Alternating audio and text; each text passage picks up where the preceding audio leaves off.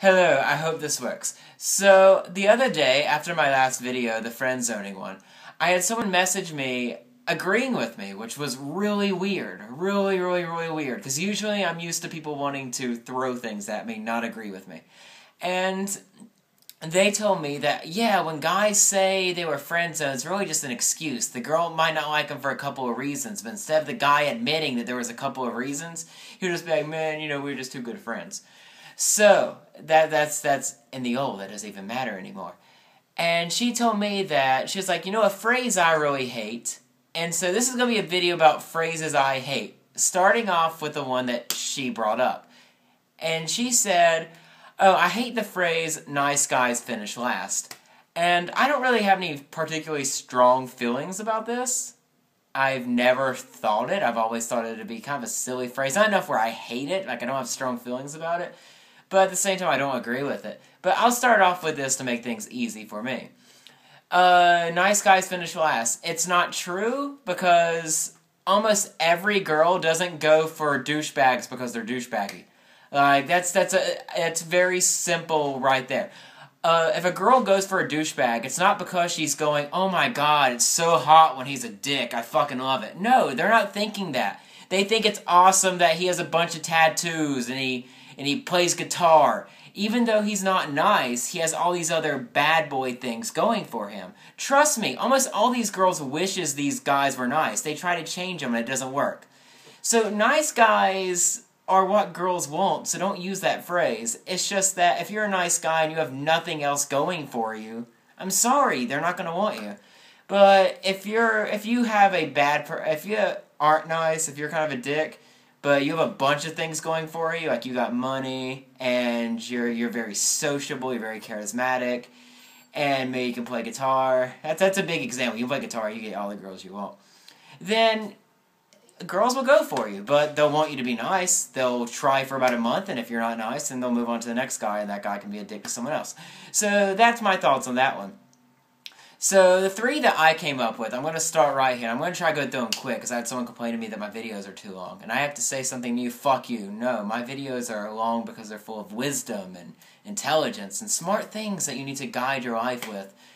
So, breathe it, feel it, appreciate it. Appreciate every minute I am giving to you people. So the first one I came up with, and this is probably my biggest one, at least in my 5 seconds of thinking, it's my biggest one. I hate the phrase, well, everyone's different. And I hate that phrase because fuck you, no, everyone's exactly the same, and that's why I hate people. People are predictable and boring. If everyone was different, we wouldn't have, people working marketing to study our habits because people would be different. There wouldn't be anything to study. People would be unpredictable. We're predictable because we're all the same. It sucks, but 90% of the population, yes, that is a number I'm just throwing out there, is exactly the same. That's why we only have two political parties, because our viewpoints are so simple and so predictable and so not different that they can be summarized in two different political points. What if I'm against abortion and the death penalty? I got nothing to go for. And I like third parties, but no one gives a shit about that right now. So there's that. Everyone listens to the same music. I mean, I'm a complete indie faggot. I'm a complete hipster with music. But if I talk about my music to people are just going to be like, what? And not look into it. Everyone likes the same types of music. You either listen to rock or rap, and they use these very generic terms to describe their music, because rap isn't a genre. It really isn't. And rock really isn't a genre. Name an artist that is rock. If you're going to say Nirvana, where they're grunge. You're going to say the Beatles, where it's like British invasion / classical rock. I almost fell out of my seat. And honestly, if the Beatles came around today, you'd probably just describe them as alternative. Or pop, to be honest. So, it's just and everyone likes the same movies. Everyone's going to ramble on about the new Batman movie or the Avengers movie. People aren't going to have these different selective tastes. And it sucks, it really does, because I like having an optimistic, happy view about people, but everyone likes the same shit, people act the same ways, and if you're different, you're looked down upon, so you're forced to act like everyone else, so we start this endless, never-ending train of conformity that everyone just acts the same. I know I'm being a complete hipster right now, but it's true, people are just the same. Sucks, yo. So, next one I also really hate, and this I hear a lot about relationships, and there's actually two sayings that really contradict each other.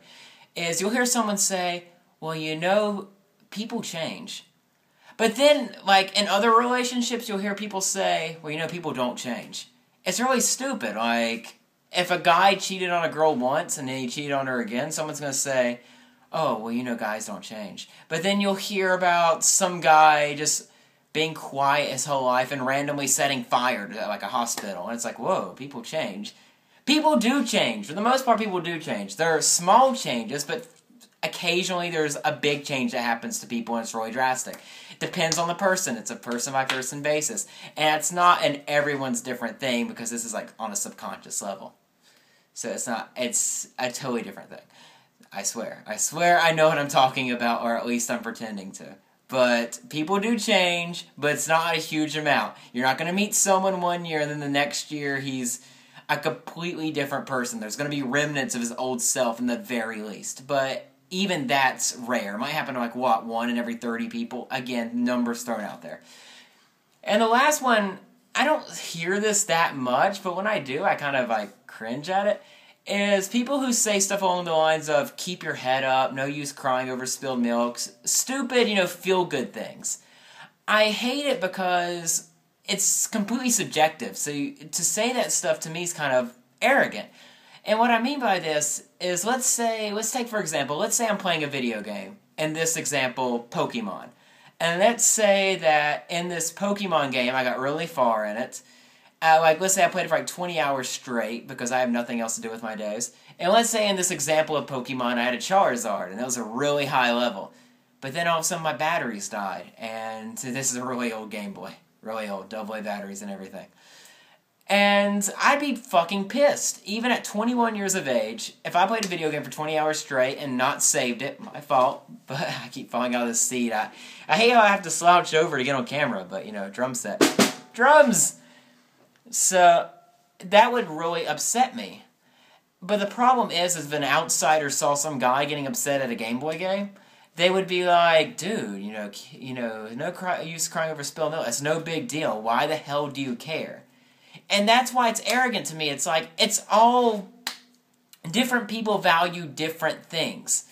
And, like, for some people, if your car got hit by another car and there's a small dent on the side, it wouldn't be a big deal. It'd be like, whatever, I don't give a shit. But for some people, they'd go absolutely insane. So you can't tell other people how to feel. We feel things differently based on the things that have happened to us during our life.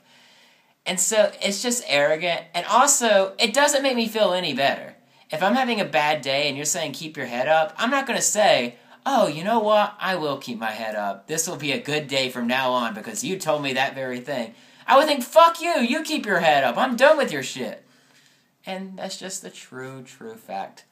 So, there was 4 sayings I dislike. I chose that number because 3 and 5 are used way too much. So I thought I'd go with 4. And I think this will actually be a regularly done thing because there's a lot of phrases I really dislike.